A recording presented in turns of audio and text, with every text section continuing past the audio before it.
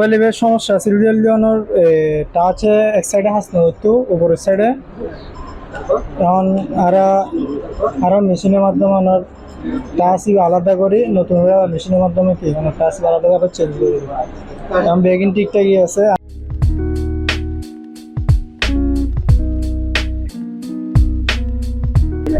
touch যেভাবে change করে দিবে এখন আরো বর্তমানে যেভাবে সেপারেট আছে সেপারেট দিবে আমরা মেশিনের মাধ্যমে কি অ্যাডজাস্ট করে দেবে